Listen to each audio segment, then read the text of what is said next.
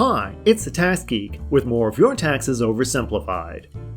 Today's video answers the question, what is insolvency and how is it calculated?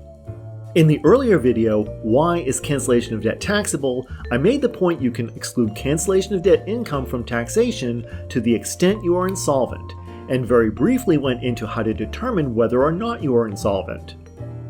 If you haven't seen that video, click the card above or the link in the description. If you do that, this video will make more sense to you. This video will define insolvency and show you what is involved in calculating insolvency. So let's start out by defining insolvency.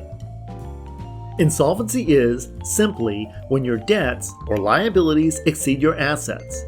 In other words, even if you sold off or cashed in all your assets, you would not be able to raise enough money to pay off all your debts. So let's revisit the car repossession from the cancellation of debt video. Donald had his car repossessed, and he would like to see if he can exclude the $7,000 in canceled debt from his taxable income by using the insolvency exclusion. The first thing he needs to do is to download a copy of the insolvency worksheet. This is available in IRS Publication 4681. A link to that publication is in the description. Then he needs to note the date on the 1099-C form. To determine insolvency, he needs to know the totals of his assets and liabilities as of the day before the debt was canceled. This will entail gathering banking records, retirement account statements, and credit card and loan statements from that time.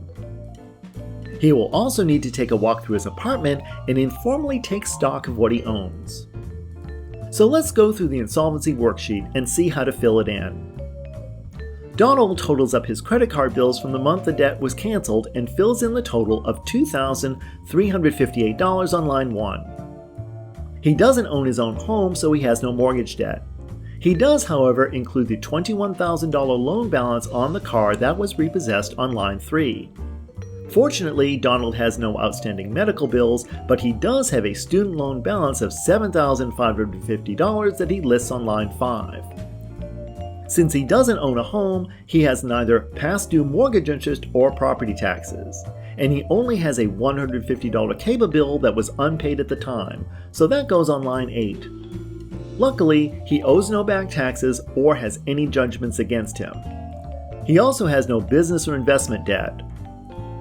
So on line 15, he puts the total of his liabilities, which is $31,058. Now Donald adds up his assets. His checking account balance when the debt was canceled was $520. Again, he owns no real estate. However, if he did, he could easily get an estimate of its fair market value through an online site such as Zillow.com or through county tax records. On line 18, Donald puts the fair market value of the vehicle that was repossessed. He gets that figure from the 1099-C form. For lines 19 through 24, Donald has to estimate the value of various personal assets. For insolvency purposes, these assets should be valued at yard sale value, or what he would get for the assets if he sold them off at a yard sale. This value is usually 10 to 25% of the original retail price, depending on age and condition.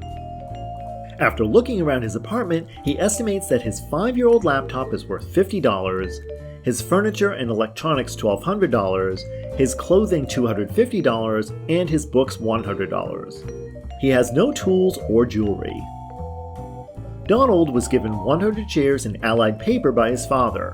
He looks up the value of the stock as of July 1 using a site such as Yahoo Financial, which can give you the value of just about any stock on any day for the past several years.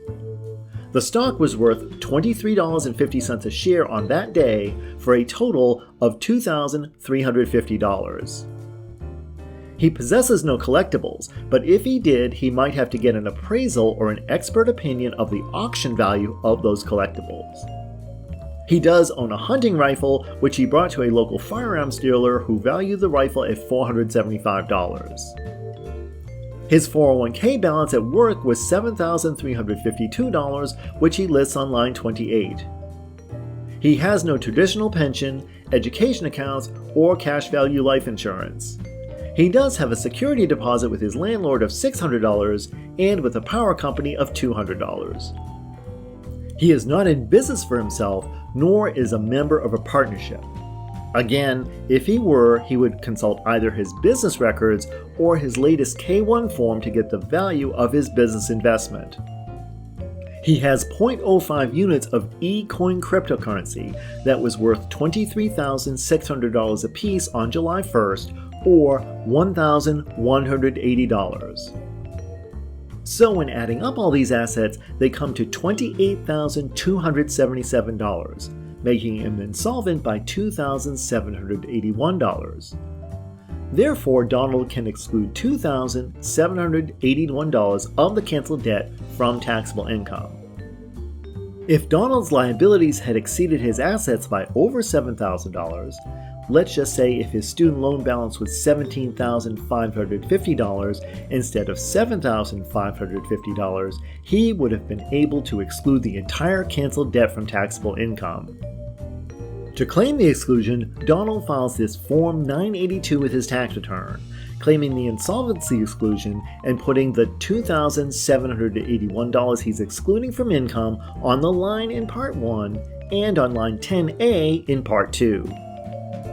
The remaining $4,219 is entered on line 8 of Schedule 1 and ultimately shows up on line 8 of Donald's 1040. The insolvency worksheet is not sent with the tax return. Instead, Donald keeps it with his records in case the IRS questions his calculations. So that's a quick guide on how to figure out insolvency and prepare an insolvency worksheet. As always, additional information is given in the links in the description. If you found this video informative, please give it a thumbs up and subscribe for more content. Please share this video with anyone who would find it useful. If you have any questions, comments, or suggestions for future videos, please leave them in the comment space below. Thanks for watching, and I'll be back soon with more of your taxes oversimplified.